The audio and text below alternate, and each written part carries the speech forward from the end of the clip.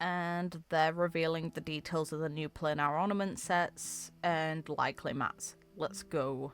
I'm all in. Come on, you can load faster than that. Okay.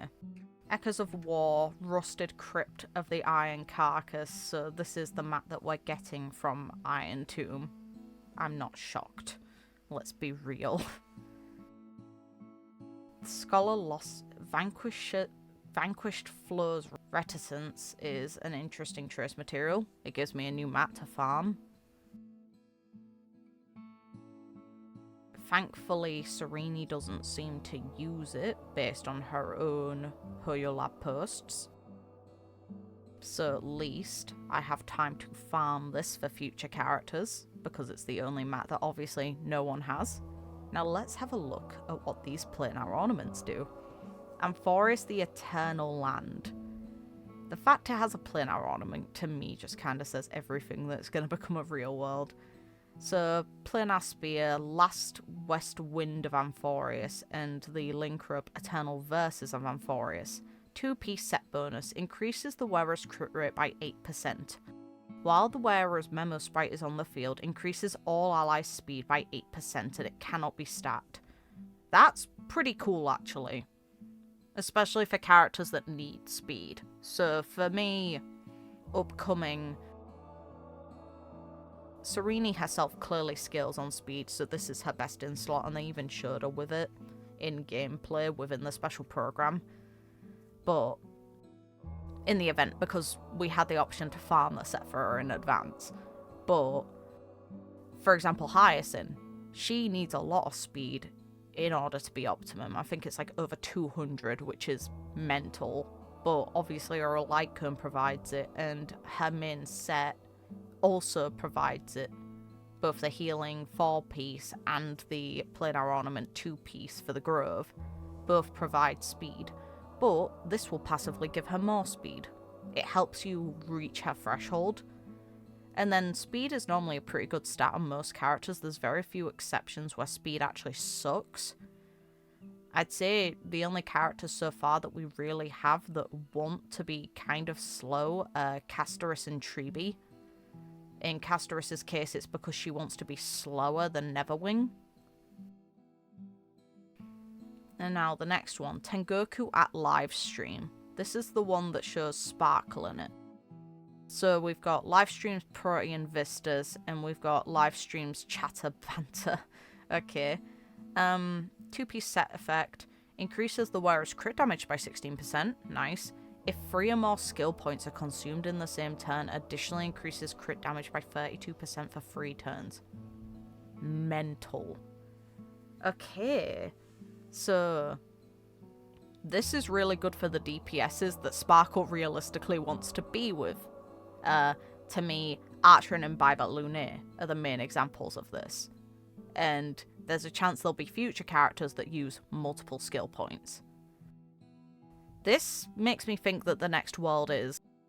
I'm pretty confident it's gotta be Edo Star. If Tengoku at Livestream references Edo Star at all in it, I'm gonna assume that it's Edo Star that we're visiting next. Yes, I know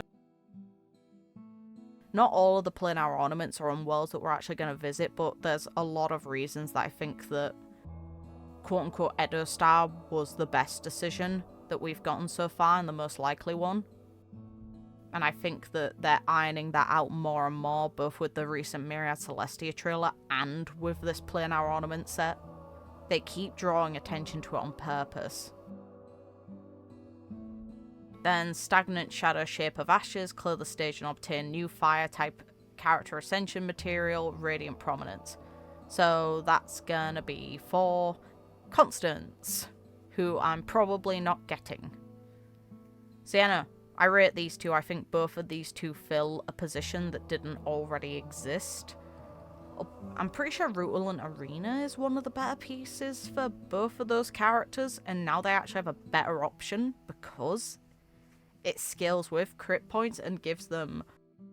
Like, this set gives the character, on the turns they actually has already triggered, it will give them 48 crit damage. That's a big number. You cannot underestimate that number. I think the next world, people should maybe be preparing their archers that they got for free. And if they have Imbibitor Lunae and he has E2 maybe, prepare him and prepare the supports. Maybe. Because it seems like they are going to potentially add the idea of whatever path or whatever's going on with that world. Considering Sparkle's there, I'm gonna assume Elation. Like, she is what she is. She's a masked fool. It doesn't mean the world she's affiliated is, you know, gonna be associated with the Elation, but the reality is the live stream, this set is specifically making a point of her. And when she had that trailer, it made a point of her within this world that could have potentially been Edo Star. If it is the world that Sparkle was shown in, I think the fact that Sparkle has a position of potential fame says quite a lot about the potential influence Elation could have on that world. And if this set is anything to go by, it seems like it could have a skill point heavy focus, and in that case that means that the best way to nerf Remembrance according to this world would actually be to nerf the lack of use of skill points, which is very possible because certain characters in the Remembrance comp don't use skill points at all.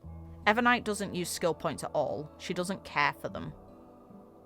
And that, to me, is the kicker. It's the fact that certain Remembrance characters just do not use them, so you could probably heavily nerf that while making certain Remembrance characters actually viable, like Hyacinth. Or, worst case scenario, they really will go all out and just nerf the entire functionality of Remembrance by making it based on, you know, summoned entities, which would be real rough. You know, whatever in the code that memosprite specifically count as. We can hope that they'll be nicer about it and do it based on skill points. It offers more flexibility in team building for end game modes long term. But I do think that eventually when we move on to the next world, they are going to have to do something about Remembrance. Which is rough, and it does make me sad, but it is what it is. I can accept that.